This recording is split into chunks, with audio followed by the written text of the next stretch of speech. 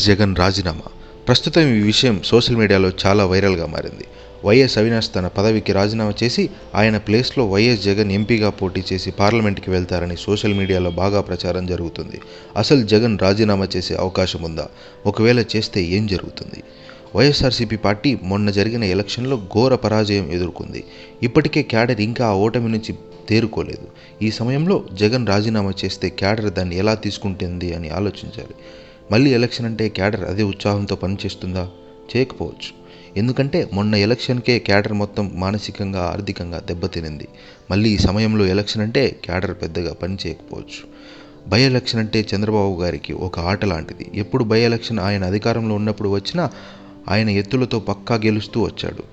అలాంటిది ఇప్పుడు జగన్ రాజీనామా చేస్తే ఇంత మెజారిటీ వచ్చిన బాబుగారు సైలెంట్గా ఉంటారా? ఉండరు. ఏం చేసైనా జగన్ని ఓడించాలని ప్రయత్నిస్తాడు. కాబట్టి జగన్ ఇలాంటి ఆలోచన చేస్తాడని అనుకోవడం లేదు. ఇవన్నీ పార్టీ క్యాడర్లో గందరగోళం నింపడం కోసం ఒక వర్గం చేస్తున్న ప్రచారం.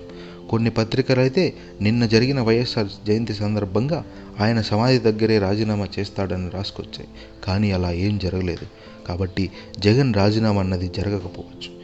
ఏది ఎలా ఉన్నా జగన్ ఎమ్మెల్యేగా ఈ రాష్ట్రంలో ఉంటేనే కేడర్కి కానీ నాయకులు కానీ ధైర్యంగా ఉంటుంది. ఒకవేళ అలాంటి ఆలోచనలు ఉంటే అవి మంచి చేసే ఆలోచనలు కాదు. సో ఇంకా కాలమే నిర్ణయించాలి.